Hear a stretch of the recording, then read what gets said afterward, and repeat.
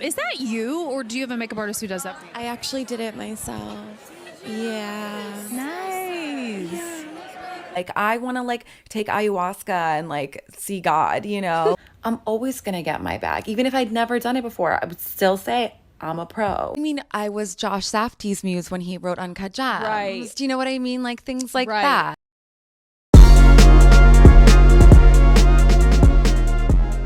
I'm currently really obsessed with Julia Fox, and I actually tried to find like her book recommendations and stuff and then make a video about like, you know, her favorite books or whatever, but I can't find anything. Well, it's not that I can't like find anything, I'm just like too lazy, but she does have like this Instagram highlights thing and it has all of her favorite movies on there. So I was like, okay, why don't we just watch her favorite movies instead? It makes sense, she's an actress, so why not give it a try? And this is gonna be a challenge for me because I find it really hard to like start movies. Like, I'm the type of person who like sticks with like one movie and I'll watch it like over and over again until I'm like bored of it and I hate it. But I never get bored of my favorite movies because they're my favorite movies. Do you see the struggle? Basically what I'm trying to say is that I am not a film critic. So if you don't like some of these movies that I'm about to watch and I love them, or vice versa, then don't take it too personally. And blame Julia Fox, not me, hello. And I'm also just watching these because Julia Fox is mother and she's always right, so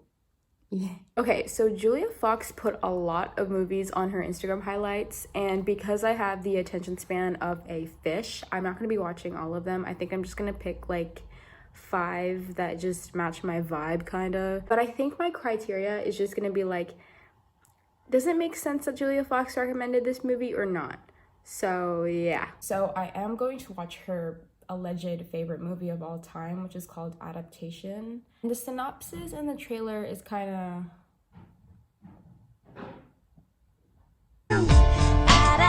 Adaptation, changes in the body to fit a location. The only reason I'm watching this movie is because Julia Fox likes it and Meryl Streep. And I feel like those are good enough reasons. Next movie I'm gonna be watching is 13. I'm kind of surprised that I haven't watched this movie because I actually love like coming of age movies, and I feel like this is a coming of age movie. And it has the girl that plays Rosalie in Twilight. I forgot her name, wait. Who plays Nikki Reed? Yeah, I love Nikki Reed. Well, clearly not enough because I don't know her name, but she's laid in Twilight. Next up, I'm gonna be watching Eternal Sunshine of the Spotless Mind. I think this movie is about like trying to forget someone, but then they like come back into your life without you knowing that you were trying to forget them in the first place. Imagine trying to forget someone and then they come back into your life as a completely different person that you like don't know. Ew. I'm getting the vibes that Julia Fox really likes Jim Carrey. And so far I don't agree with that because I saw this like one thing on TikTok that had like Jim Carrey as like the mask, and that traumatizes me. I don't know why. They gave me like nightmares, like genuine nightmares. Like, I don't know, I'm being dramatic, but like, ugh. She put Almost Famous, and this is giving me like Daisy Jones and the Six realness, just based off of this photo right here. Jawbreaker, I'm kind of surprised that I haven't watched this as well because this is giving trio realness. And if you're the type of person who thinks that trio friendships don't work out, you're wrong and you're the problem, because who said that trios don't work out other than problematic people? Come on. We have the Powerpuff Girls, we have Totally Spies, we have Ned's Declassified School Survival Guide, and then we have Charlie's Angels. Like, the list goes on and on. Okay, time to watch these movies. Where do you get sweet? I am dark and mysterious and pissed off. Okay, so me and my mom watched Almost Famous last night, and I didn't watch the like trailer or anything, so I didn't know what it was about, but I did not expect to like it as much as I did because like it was right up my alley.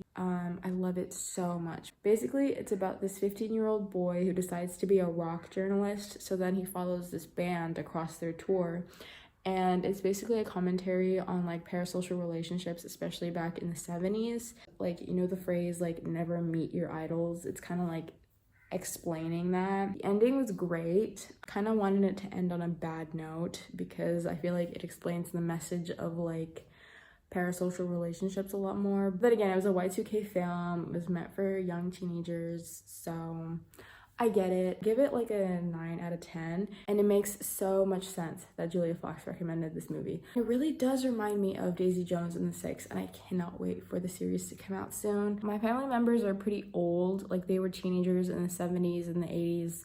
So I grew up in an environment where they would only play 70s music. So watching this film was quite nostalgic for me. And there's just something about like early 2000s films and like 90s films. The cinematography is so amazing. Since I just finished watching Almost Famous, which was set in the 70s, I wanted to watch Pistols, which is a British mini drama series that covers the story of the Sex Pistols, who were a popular punk band in the late 70s. And one thing that I realized while watching that show is that Pamela Rook Jordan, also known as Jordan, who is portrayed by Maisie Williams, has like the same iconic eyeliner look as Julia Fox. And I read this Vogue article of Julia Fox explaining the inspiration behind that eyeliner. The iconic eyeliner look was made by Pat McGrath, and Pat McGrath grew up in the punk scene. And although it wasn't directly linked to Jordan, kind of interesting to see those like inspirations. I don't know,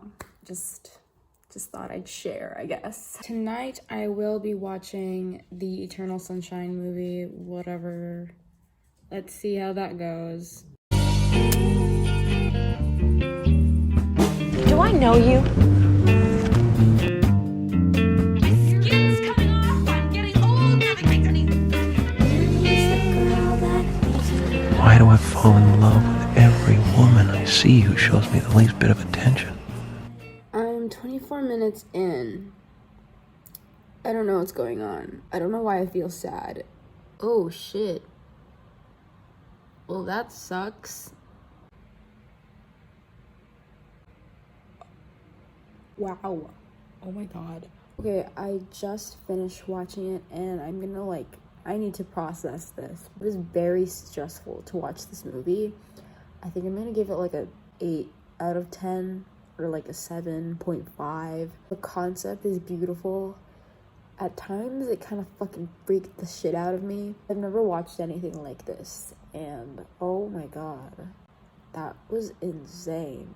That's okay, so it's the next day and I feel like I have a more concrete and solid opinion about this movie, so let me tell you. At first, I was like, ugh, great, like another coming of age, manic pixie dream girl sci-fi movie. But then I thought about it for like a good 4 hours and I was like, wait, this movie is actually a roller coaster of genius.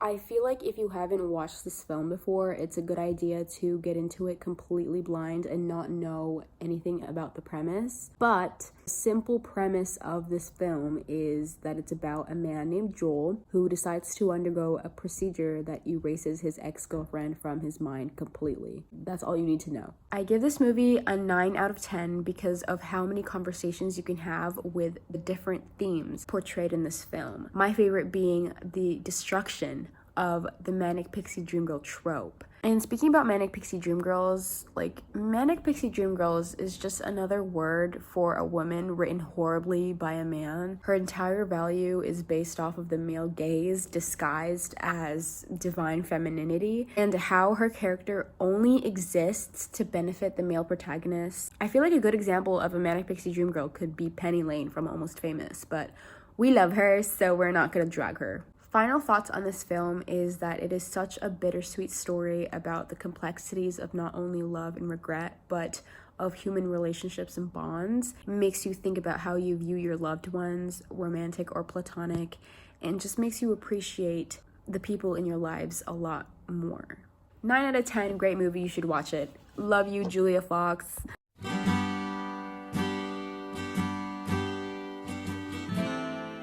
Proboscis means nose, by the way. I know what proboscis means. Can I just say that Julia Fox makes me really want to get into film and just like film analysis, creating a Letterboxd account and judging people for their favorite films. I don't know, she's just a very wise woman. Julia Fox's mother, basically. Anyway, back to Adaptation. I wrote down my review for this film because there's just a lot to unpack. So the screenplay for this film was written by Charlie Kaufman, who is the same screenwriter for The Eternal Sunshine of the Spotless Mind. So Adaptation is a movie that is kind of hard to understand at first, but it's really enjoyable to watch. It's gonna like quote this comment that I found from the trailer. Basically, this movie is about Charlie Kaufman struggling to write a movie about a woman who wrote a book about a guy that collects flowers.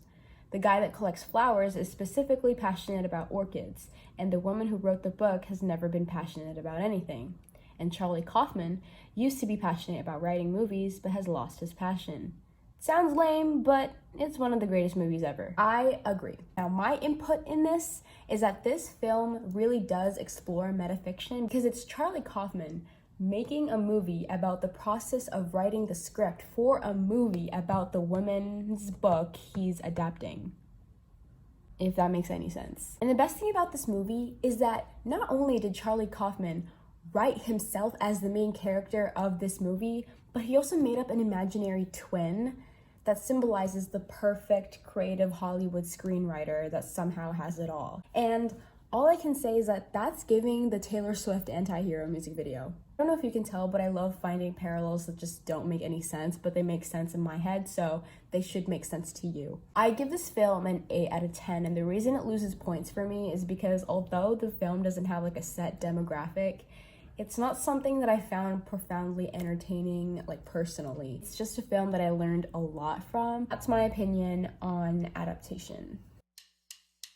You know what that is?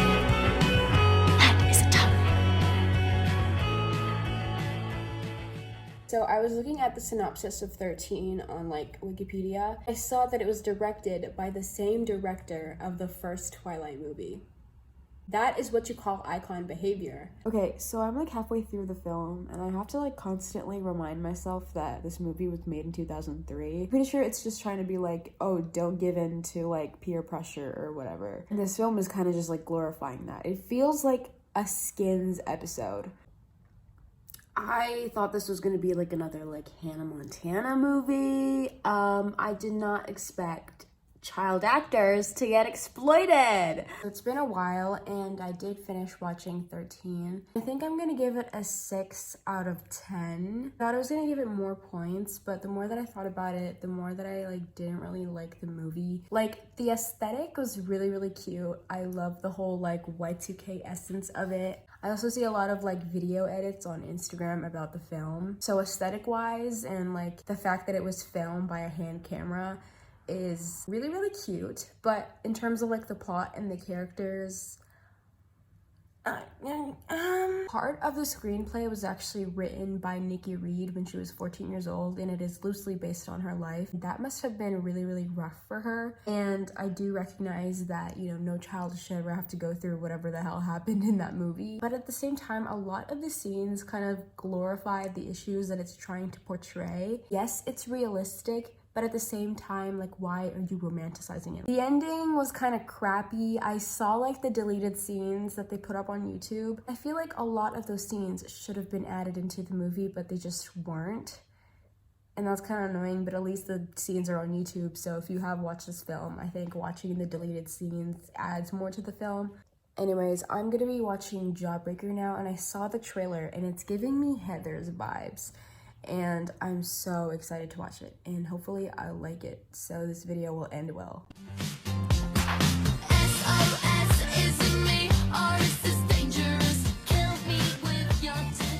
Life's a bitch, then you die. No, honey, you're the bitch. Oh my god. Jawbreaker is definitely one of my favorite films of all time because that movie was just iconic, camp, and real. There's so many good one-liners. Rose McGowan stays iconic. I wish I watched that movie before I knew who she was. The outfits are my favorite part of the film. Like, it's giving Totally Spies.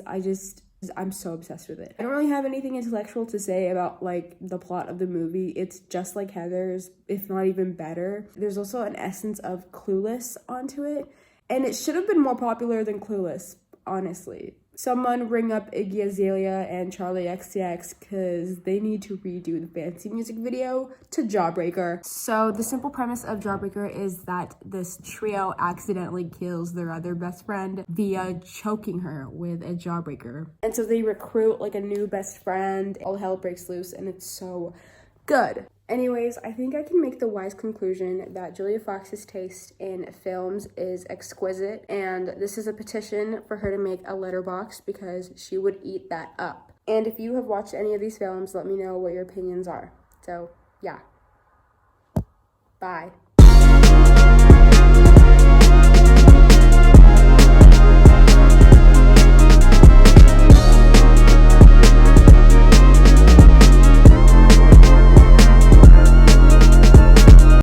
I'm Joel.